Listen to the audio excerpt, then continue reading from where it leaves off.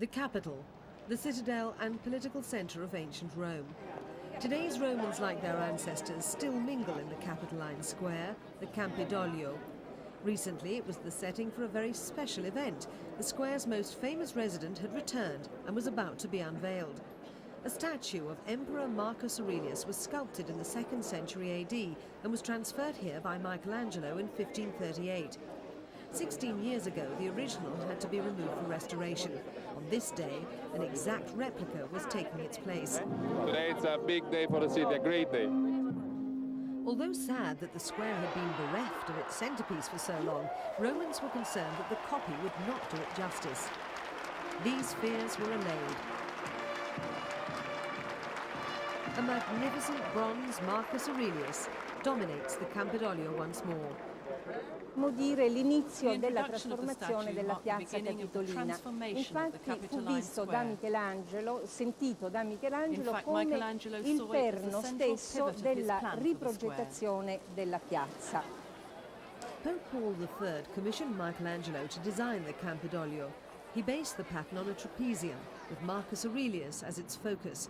In January 1981, the original statue, long overdue for repair, was rescued from the traffic fumes of the Campidoglio. Marcus Aurelius was carefully lifted off his horse,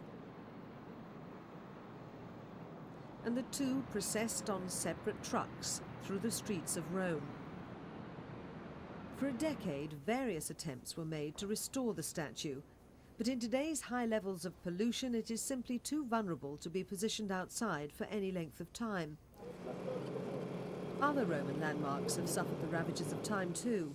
The Spanish Steps were closed for 10 months in 1995 in order for repairs to be made after hundreds of years of wear and tear. Rome is a busy city and is invaded year-round by tourists. Restrictions have been introduced in an attempt to limit the atmospheric pollution.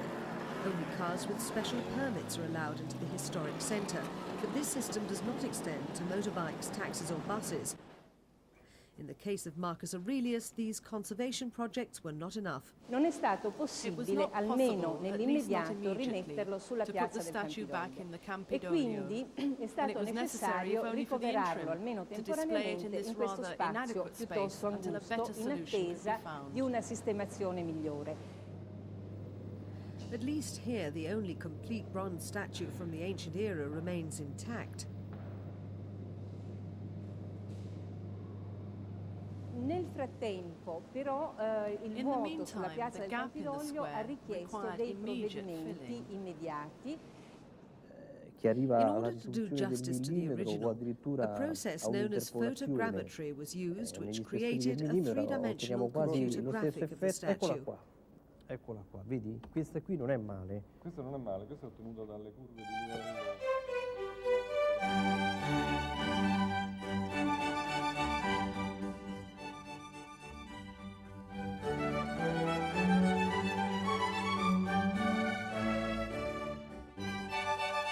The structure was covered with a thin layer of plasticine to give the statue a uniform smoothness.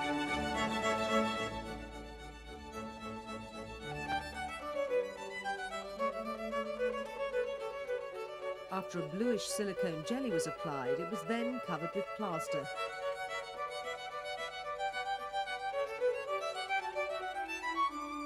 Once the plaster had hardened, it was removed to reveal the silicone, which had set into a rubbery mould.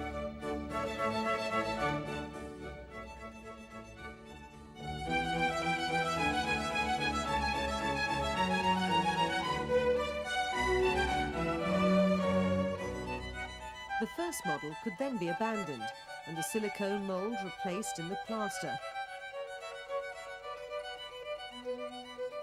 This was then lined with a layer of black wax, of the exact thickness of the bronze layer which was to coat the statue.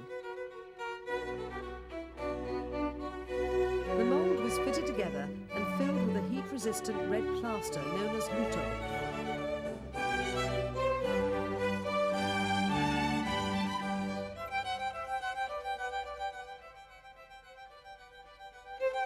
When the luto had set, the white plaster was removed to reveal the black wax.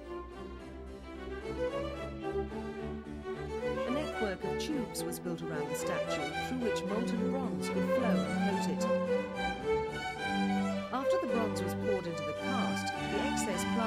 chipped away to reveal the finished product. The last touches to remove any imperfections left the statue ready to be assembled. Albeit a copy, Marcus Aurelius reigns once more over the Campidoglio.